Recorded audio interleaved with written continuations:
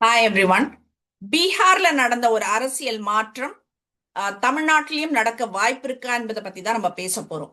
பீகார் அரசியல்ல சமீபத்துல ஏற்பட்டிருக்கிற மாற்றம் ஒரு தேசிய அரசியல்ல வந்துட்டு ஒரு பெரும் விவாதத்தை ஏற்படுத்தி இருக்கு அப்படின்றது தான் சொல்லணும். குறிப்பா வந்துட்டு இந்த மாநில முதல்வராக நீண்ட காலம் பதவி வகிச்ச நிதிஷ்குமார் அவரோட பதவியை விட்டு விலகுவதா வந்துட்டு அறிவிச்சிருந்தாரு. மாநிலங்களவை தேர்தல்ல போட்டியிடுவதற்காக தான் அவர் அந்த முதல்வர் பதவியை துறப்பதா அறிவிச்ச நிலையில அந்த முடிவு பின்னணியில அரசியல் கணக்குகள் ஏராளமாக இருக்கலாம்ன்றதுதான் வந்துட்டு அரசியல் பார்வையாளர்கள் கிட்ட வந்துட்டு அவர்களோட பார்வை அதுவா தான் இருக்கு. இந்த சூழல்ல பீகார்ல உருவாகும் இந்த அரசியல் மாற்றங்கள் மற்ற மாநிலங்கள்லயும் அதோட தாக்கத்தை ஏற்படுத்துமா அப்படின்னு கேட்டா ஆமாம் அப்படின்றது தான் நாங்க சொல்லுவோம். தமிழகத்திலையும் பாஜக இதே போல ஒரு திட்டத்தை முன்னெடுக்கலாம் அப்படின்றதுதான் வந்துட்டு விஷயம். சோ எடப்பாடி பழனிசாமி அவர்களுக்கு எச்சரிக்கைகள் நிறைய போயிட்டு இருக்கு. இப்படியெல்லாம் நடக்கிறதுக்கு வாய்ப்பு இருக்கு, எச்சரிக்கையாக இருங்கள் அப்படின்னுட்டுன்னு அரசியல் பார்வையாளர்கள் நிறைய பேட்டிகள் மூலம் சொல்றாங்க. பீகார் மாநில அரசியல்ல பாரம்பரியமா ரெண்டு முக்கிய பிராந்திய கட்சிகளே வந்துட்டு பெரும் செல்வாக்கை பெற்றதா கருதப்பட்டுச்சு. ஒன்னு ராஷ்டிரிய ஜனதா தள், இன்னொன்னு ஐக்கிய ஜனதா தள். இந்த ரெண்டு கட்சிகளுக்கும் தான் வந்துட்டு பல ஆண்டுகளாக அங்க ரொம்ப வலுவான ஒரு ஸ்ட்ராங் ஓட் பேங்க் இருந்தது. ஆனா காலப்போக்குல கூட்டணி அரசியல் மூலம் பாஜக அந்த மாநிலத்துல தன்னோட அரசியல் இருப்ப வலுப்படுத்திக்கிச்சு அப்படின்னு தான் சொல்லணும்.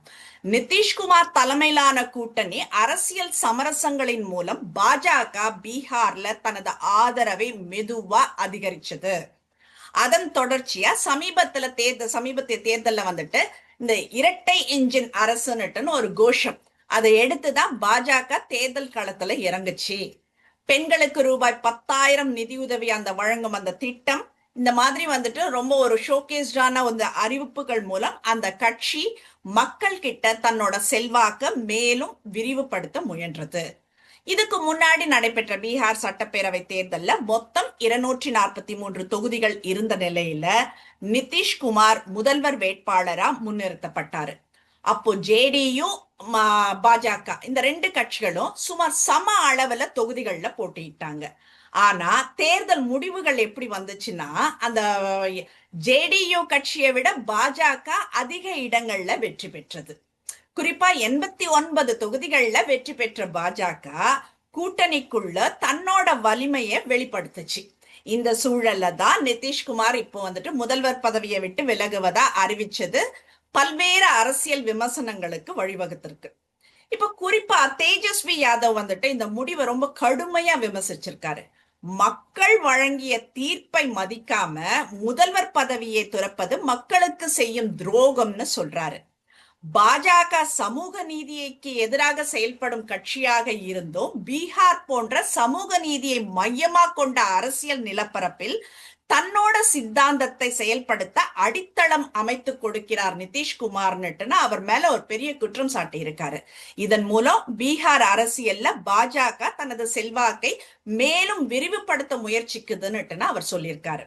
அதே போல கடந்த காலத்துல மகாராஷ்டிரா மாநிலத்துல கடந்த அரசியல் மாற்றங்களையும் வந்துட்டு அவர் எடுத்துக்காட்டா சொல்லியிருக்காரு. அங்கு சிவசேனா கட்சி பிளவுபட்டு ஏக்நாத் தலைமையில புதிய அரசு அமைந்தது. அதுக்கப்புறம் அந்த அரசியல் மாற்றம் ஏற்பட்டு தேவேந்திர பட்னாவிஸ் வந்துட்டு அதிகாரத்தை கைப்பற்றினார் என்ற விஷயம் வந்துட்டு அரசியல் விமர்சகர்களால் குறிப்பிடப்படுது. இந்த நிகழ்வுகள் எல்லாம் முன் வச்சு பல பிராந்திய கட்சிகள் பாஜக நாடு முழுசும் தன்னோட அரசியல் செல்வாக்க அதிகரிச்சு மாநில அரசியல்களையும் கட்டுப்பாட்டுக்குள் கொண்டு வர முயற்சிக்குதுன்னு ஒரு குற்றச்சாட்டை முன்வைக்குது.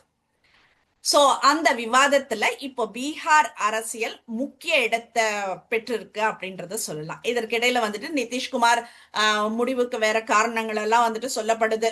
குறிப்பா வந்துட்டு வயது காரணமா ஏற்பட்ட உடல்நல பிரச்சனைகள் சொல்றாங்க. அதனால இந்த முடிவை எடுத்திருக்கலாம்னுட்டுன்னு சொல்றாங்க. மக்களோட விமர்சனங்கள் அதிகமா இருக்குதுன்றதுனால வந்துட்டு அதை சமாளிக்க முடியாம தனது மகன் நிஷாந்த் குமாரை துணை முதல்வர் பதவிக்கு முன்னிறுத்தலாம்னுட்டுன்னு ஒரு தகவல் அரசியல் வட்டாரத்துல வருது. மொத்தத்துல பீகார் அரசியல்ல ஏற்பட்டிருக்கிற இந்த மாற்றம் தேசிய அரசியல்லையும் பெரும் விவாதத்தை ஏற்படுத்தி இருக்கு அப்படின்றதுதான் சொல்லணும். இந்த கூட்டணி அப்படின்ற விஷயம், கூட்டணி அரசியல் எதிர்காலம் எப்படி இருக்கும்னா, பிராந்திய கட்சிகளின் நிலைமை எப்படி இருக்கும், தேசிய கட்சிகளின் விரிவாக்கம், இதையெல்லாம் குறிச்சு நிறைய கேள்விகளை இந்த நிகழ்வுகள் எழுப்பி இருக்கு அப்படின்றது தான் சொல்லணும். அதே நேரத்துல இது மாதிரியான அரசியல் மாற்றங்கள் மற்ற மாநிலங்களிலும் தாக்கத்தை ஏற்படுத்துமா அப்படின்றதுதான் தமிழக அரசியல் வட்டாரங்கள்ல தொடர்ந்து பேசப்படும் முக்கிய விவகாரமா மாறி இருக்கு அப்படின்றதுதான். சோ அனைவருக்கும் ஒரு பயத்தை கொடுத்திருக்கு.